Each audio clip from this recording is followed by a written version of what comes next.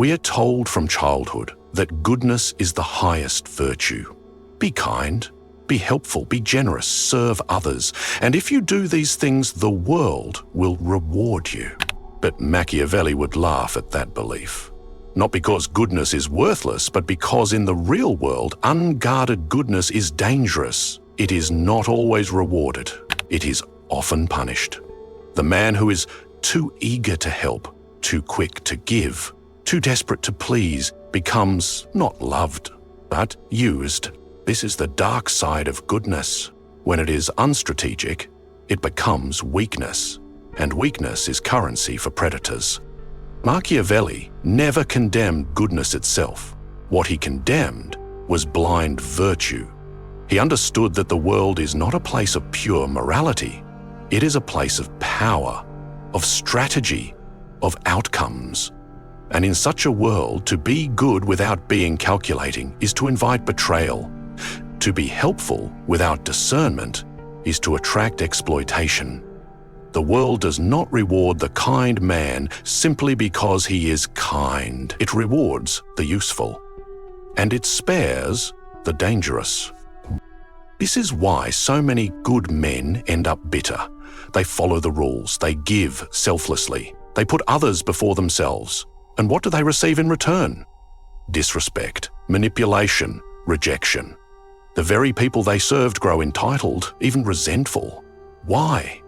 Because when goodness is offered without boundaries, it loses value. And worse, when it is expected, it becomes invisible. You've seen this. The man who sacrifices constantly for others, only to be taken for granted. The friend who's always there, and so becomes a backup plan. The partner who gives endlessly, and so becomes a doormat. It's not that these people are bad. It's that their goodness is naive. It assumes others will be fair. Machiavelli teaches otherwise. He reminds us human nature is selfish, impulsive, and opportunistic. If you give too much, they will take more. If you offer too freely, they will ask for everything. And if you refuse to push back, they will never stop. This is not cynicism, it is survival. You must learn this. To be truly good in a Machiavellian sense, you must first be feared, or at the very least, respected. Your goodness must come second to your power, because only when others know there are limits, only when they feel the edge beneath your kindness, will they value it. True virtue is disciplined. It is selective. It rewards loyalty and punishes exploitation. It does not offer itself to those who have not earned it. This is the core lesson. Do not be good by default. Be good by decision. That means withholding kindness when it's not respected. It means saying no even when it's uncomfortable. It means walking away when someone believes they're entitled to your sacrifice. This is the kind of goodness that survives. The kind that grows. Because it is not exploited, it is earned. Machiavelli wrote, "A man who wishes to act entirely up to his professions of virtue soon meets with what destroys him among so much that is evil." In other words, if you try to be purely virtuous in a world that is not, you will be devoured. You must learn how to protect yourself before you serve others. Your goodness must be weaponized. Sharp, conditional, and purposeful, not offered as a sacrifice, offered as a reward. And this requires a shift. It means abandoning the idea that helping is always noble. Sometimes helping is enabling. Sometimes kindness is cowardice in disguise. Sometimes giving is a way to avoid confrontation. And this makes you vulnerable. True strength is not in endless giving, it's in knowing when to stop. It's in holding your ground while others beg for exceptions. It's in disappointing people who expect to control you. It's in putting yourself first so that, when you do give, it comes from overflow, not obligation. That is power. That is mature goodness. That is what Machiavelli would respect. Because the man who gives everything has nothing left, and the man who refuses to draw lines teaches others that he has none. This is the dark side of goodness.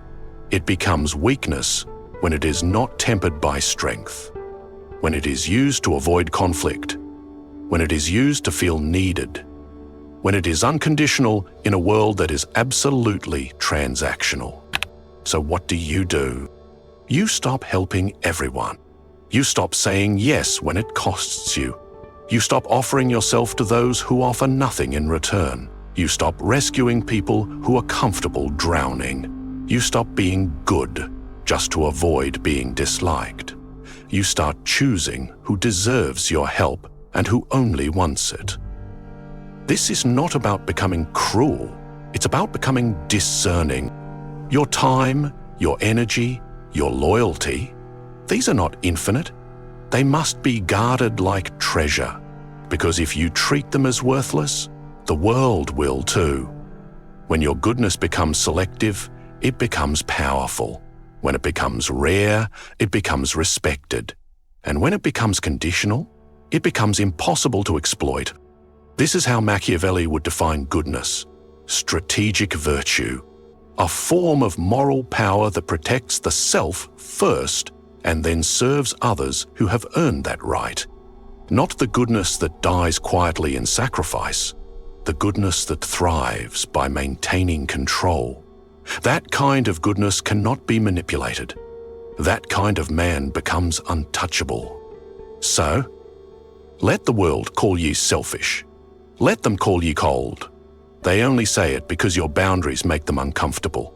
But discomfort is the price of true respect. Be good, but only on your terms. Be kind, but only when it cannot be used against you. Help, but never at the cost of your dignity. That is not weakness. That is wisdom. And in a world that will consume the unguarded, it is the only kind of goodness that survives. To understand how dangerous unguarded goodness can be, you need only look at history. The most admired leaders, those remembered not for their sentiment, but for their impact, were not the most generous. They were the most feared, the most calculated, the most precise in when and how they extended mercy. Their kindness was never a reflex, it was a strategy. Machiavelli admired Cesare Borgia not for his morality, but for his control. Borgia knew when to be brutal and when to show compassion, but only when compassion would solidify his power. When goodness enhanced authority, he used it. When it weakened him, he withheld it. This is not cruelty, it's clarity. The man who blindly chooses goodness in every situation is not virtuous. He is a liability. And sooner or later, the world makes him pay for it. The uncomfortable truth is that goodness without power is worthless. It is a whisper in a storm. It is virtue without leverage. And no matter how sincere your intentions, if you lack the strength to protect them, they will be drowned out by those who don't care. This is why Machiavelli did not preach moral perfection. He preached moral control. He understood that being good is only valuable if you have the strength to back it and the wisdom to withdraw it when necessary. You've probably seen this in your own life. The man who's always available, always giving, always agreeing, he doesn't earn loyalty. He earns expectation. His value decreases the more he gives because the world begins to assume he should. He becomes the emotional sponge, the last-minute solution, the default provider of support, and when he finally says no, when he finally reaches a limit, he's called selfish, old, changed.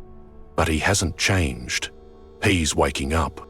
And this awakening is brutal because it forces you to admit that most people never valued your goodness. They just consumed it. They never respected your boundaries. You never enforced them. They never appreciated your help. They expected it. And now, when you withhold it, their discomfort reveals the truth. They were never loyal to you. They were loyal to your usefulness. This is what Machiavelli would call an imbalance of power. One side gives endlessly, the other takes effortlessly. One operates on principle, the other on appetite. This imbalance doesn't just lead to burnout. It leads to quiet resentment. And from resentment grows bitterness, the very emotion that twists pure goodness into regret. You must stop this cycle. Start by setting limits without explanation. You do not owe people reasons for protecting your energy. You do not need to justify your silence. You do not need to apologize for saying not today. That alone is strength. And that strength transforms your goodness from something cheap into something precious. This also means rewarding behavior strategically.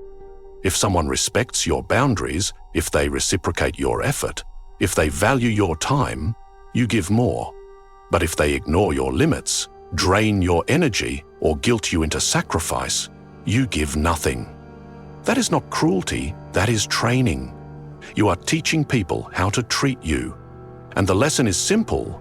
Goodness is earned, not entitled.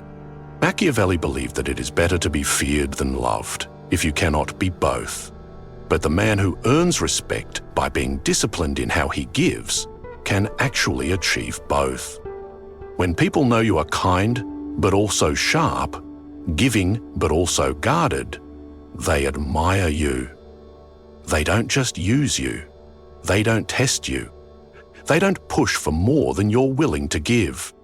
That is the position of power, to choose goodness, not because you are afraid of being disliked, but because you are strong enough to give it only to the worthy. The weak man gives to be liked. The strong man gives to be remembered.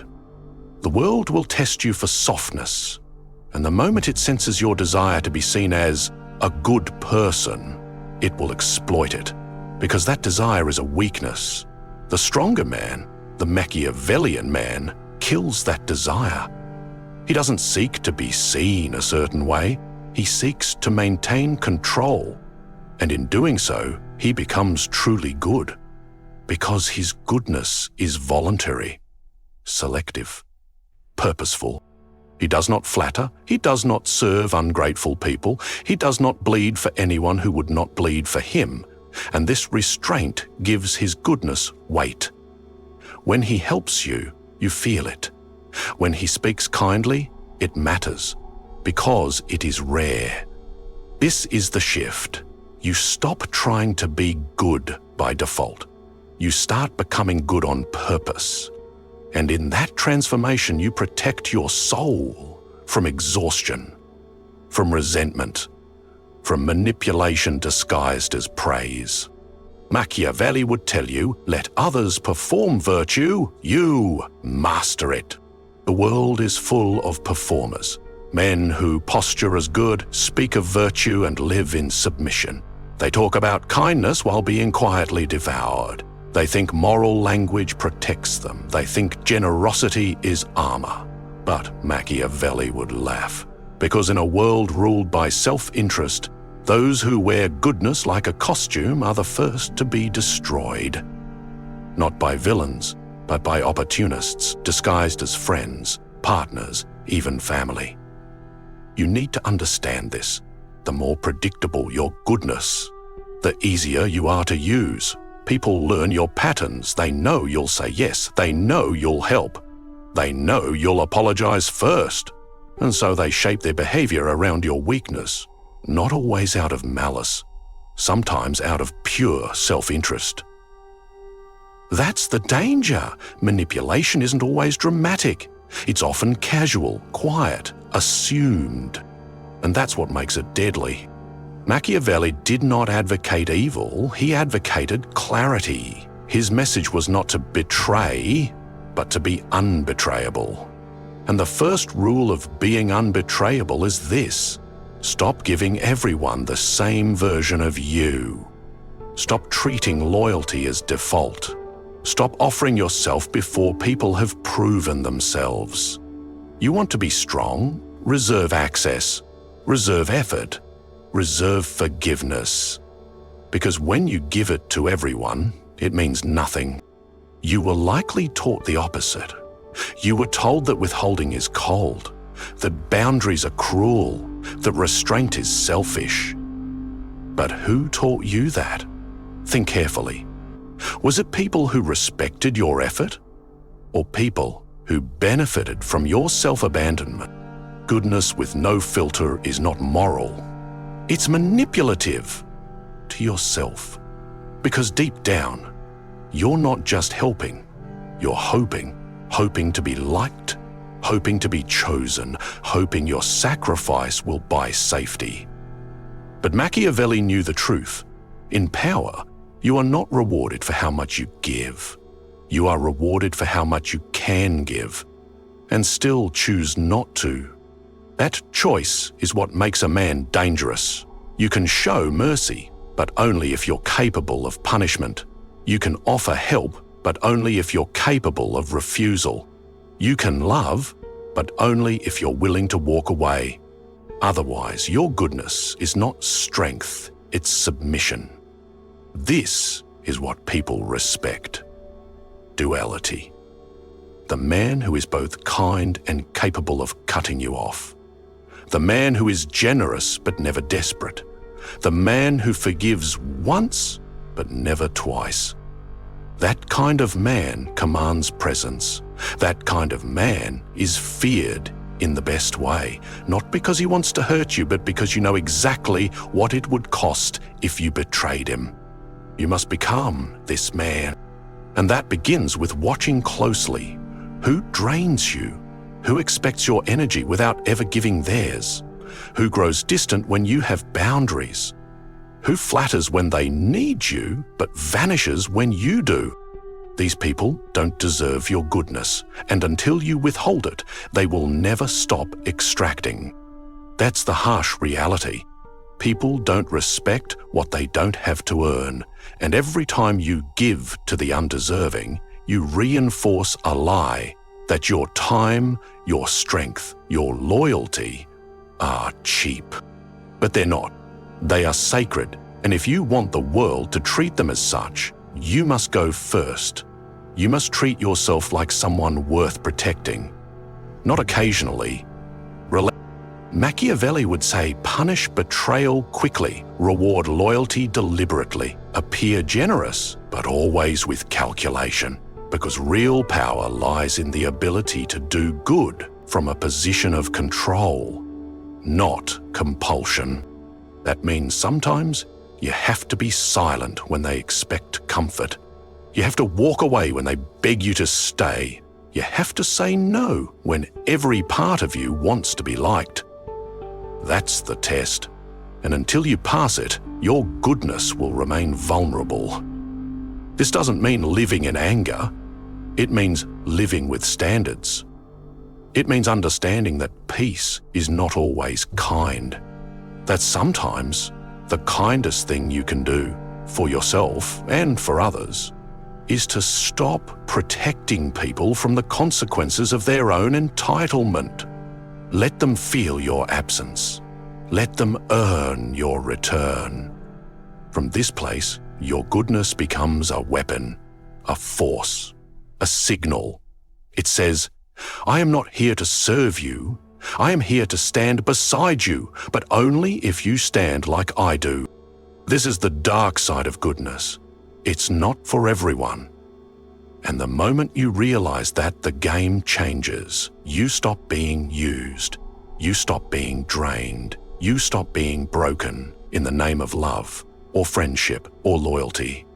And you become something else. You become respected. There comes a moment in every good man's life when he realizes the system is rigged. That selflessness alone doesn't guarantee loyalty. That kindness doesn't protect him from betrayal. That giving more doesn't always bring people closer. It sometimes pushes them further. Why? Because unguarded goodness is misunderstood. It makes people forget you're human.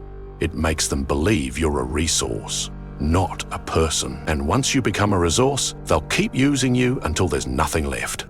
Machiavelli saw this happen to rulers who sought admiration more than control. Leaders who craved affection, who refused to punish, who forgave too quickly. These men were always overthrown, not because they weren't good, but because they weren't feared. And when the time came to enforce order, no one listened. Their words had no teeth. Their commands had no weight, because their goodness had no edge. The same applies to you. If you constantly explain your boundaries, they stop listening. If you always forgive without consequence, they stop caring. If you help every time you're asked, they stop appreciating. Until one day, you realize they're not grateful, they're entitled. And the more you give, the more invisible you become. So what do? You reclaim the narrative. You stop offering your goodness as a default setting. You make it rare, selective, strategic. You observe who respects your no, who honors your silence, who shows up without being asked. These are the people who deserve your yes. These are the people who have earned your kindness. Everyone else, let them wonder. This isn't about revenge. It's about hierarchy. You cannot place yourself beneath people who would never do for you what you do for them. That imbalance becomes your downfall, and no one will save you. Not because they're cruel, but because you trained them to expect your sacrifice. You taught them that your pain was part of the deal. You must unteach them.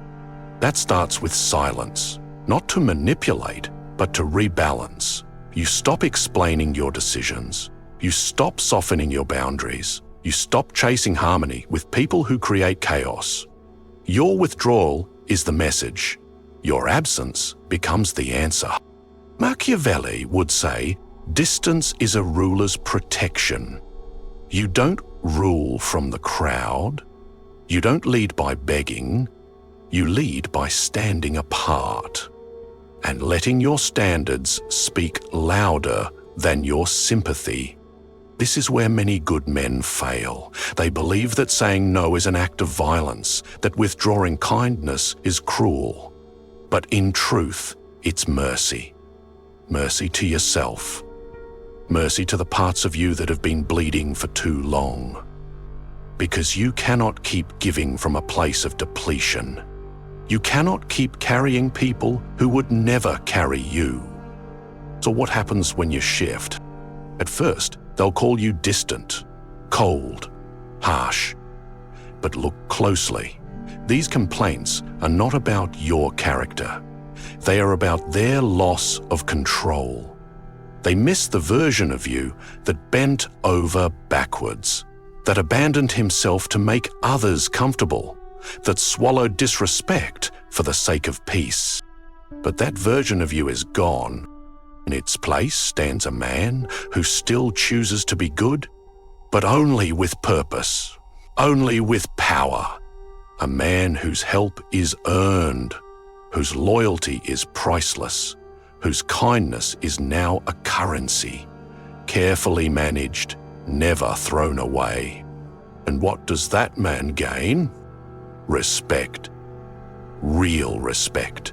Not the fake smiles of people who want things from you, but the silent nods of those who recognize strength. The kind of strength that cannot be bought, cannot be manipulated, cannot be guilted into submission. That is how you survive in a world that feeds on the overly generous. You become a man who is still good, but only when it counts. You give, but never without limits. You love, but never at your own expense. And you serve, but never those who demand it. Your value rises the moment you start enforcing this.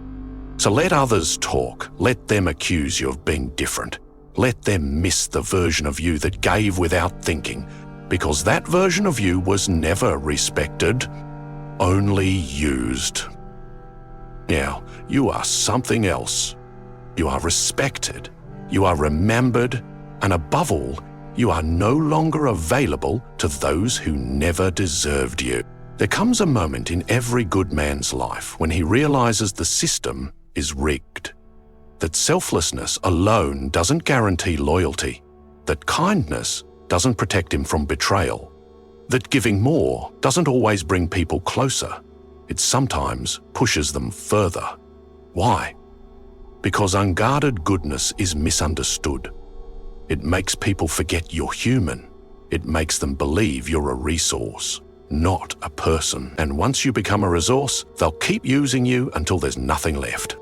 Machiavelli saw this happen to rulers who sought admiration more than control, leaders who craved affection, who refused to punish, who forgave too quickly. These men were always overthrown, not because they weren't good, but because they weren't feared. And when the time came to enforce order, no one listened. Their words had no teeth. Their commands had no weight, because their goodness had no edge. The same applies to you. If you constantly explain your boundaries, they stop listening. If you always forgive without consequence, they stop caring.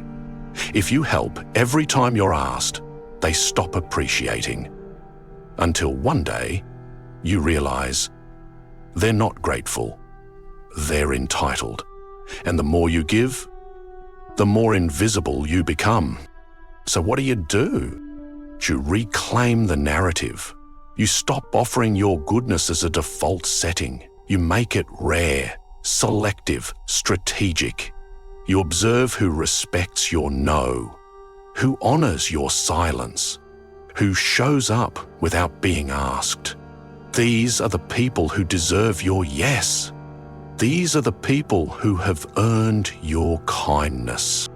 Everyone else, let them wonder. This isn't about revenge. It's about hierarchy. You cannot place yourself beneath people who would never do for you what you do for them. That imbalance becomes your downfall, and no one will save you. Not because they're cruel, but because you trained them to expect your sacrifice. You taught them that your pain was part of the deal. You must unteach them. That starts with silence, not to manipulate, but to rebalance. You stop explaining your decisions. You stop softening your boundaries. You stop chasing harmony with people who create chaos. Your withdrawal is the message. Your absence becomes the answer.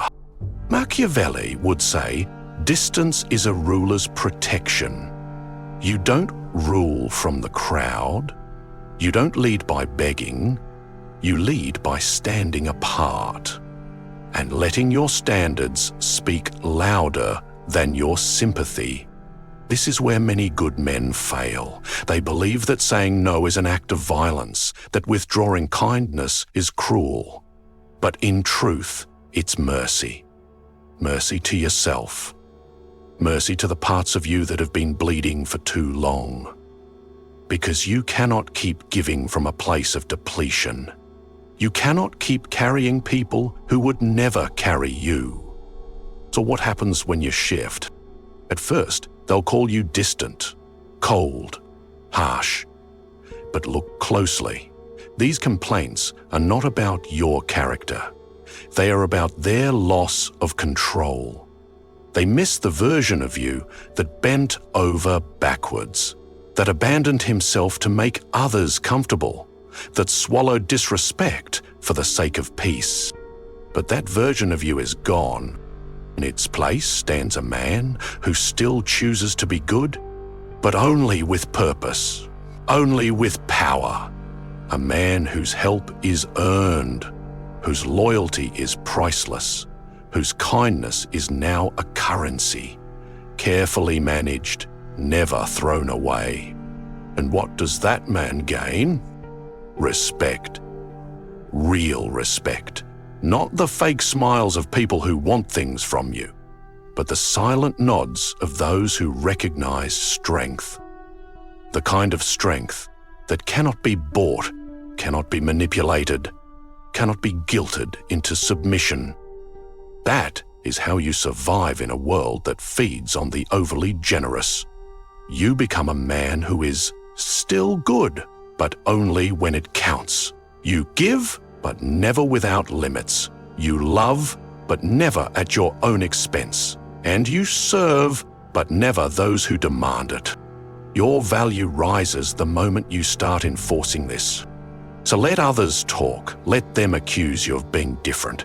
Let them miss the version of you that gave without thinking, because that version of you was never respected, only used. Now, you are something else. You are respected. You are remembered.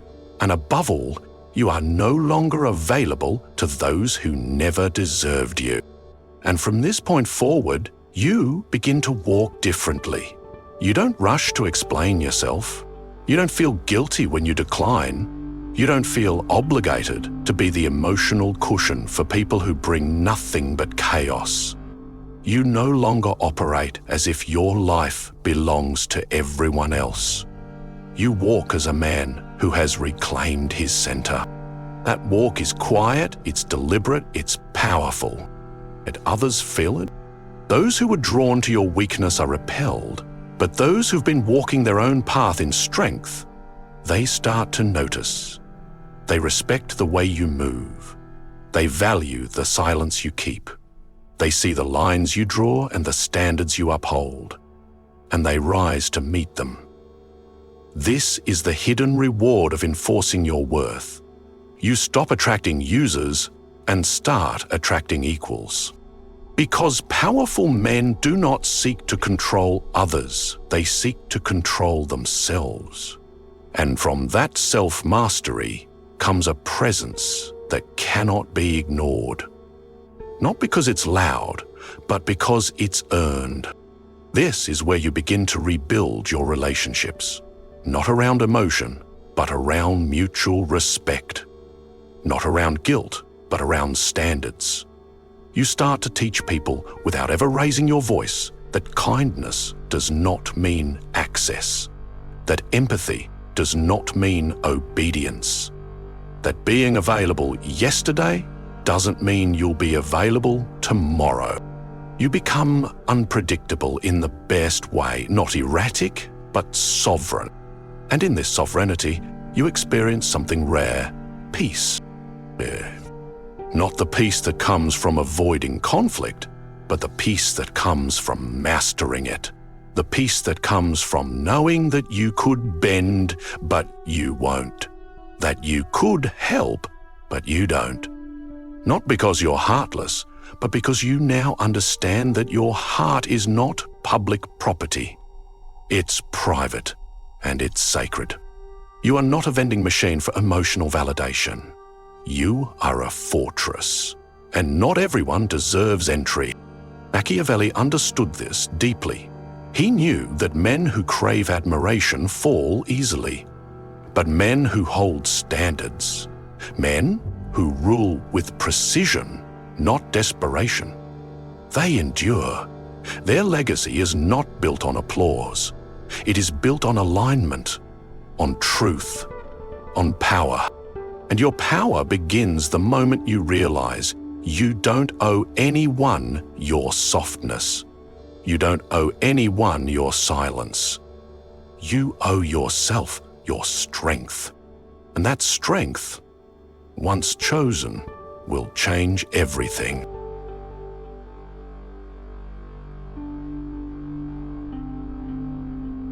When you finally reclaim your goodness on your own terms, you stop operating like a servant. You no longer feel responsible for carrying the emotional weight of others. You no longer treat guilt as a signal to give. You treat it as a signal to pause, to ask, who benefits from my discomfort? Who profits from my silence? And when the answer is someone who would never bleed for you, you cut the cord.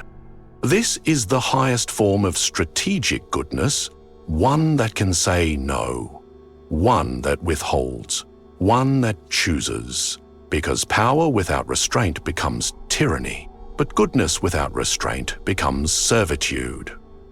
You are not here to be used. You are not here to be drained until there is nothing left. You are here to lead, and leadership requires limits. Machiavelli didn't write for saints. He wrote for rulers, and the ruler who survives isn't the one who gives the most. It's the one who gives wisely, who rewards loyalty, who cuts off leeches quickly and without apology. The moment your kindness starts to cost you your clarity, it is no longer virtue. You don't need to prove to anyone that you have a good heart. You need to protect it. You need to treat your energy like a throne room, not a hallway. The wrong people should not have keys. The wrong people should never get past the gate. And if that means you're called arrogant, distant, cold, so be it. You were not put on this earth to be understood by everyone. You were put here to build something unshakable. That requires sacrifice, and the first thing you must sacrifice is the need to please. That need is a parasite. It drains you. It tricks you into believing that your value is measured by how well you can serve others, even when they've given nothing in return. It tells you that if someone is unhappy with you, it must be your fault, that if they leave, you've failed, that if you say no, you are selfish. None of that is true. You are not selfish for having standards. You are not cruel for needing space. You are not wrong for putting yourself first. In fact, the more you do, the more stable you become. And that stability radiates. It impacts everything: your health, your mind, your finances, your reputation. Because when you live from a place of self-respect, the world either aligns or gets out of your way. And this is how your goodness becomes a force. It's no longer something to be negotiated. It's something to be earned. Your time becomes currency. Your energy becomes rare. Your attention becomes something others work for, not something you scatter freely. And the people around you begin to change.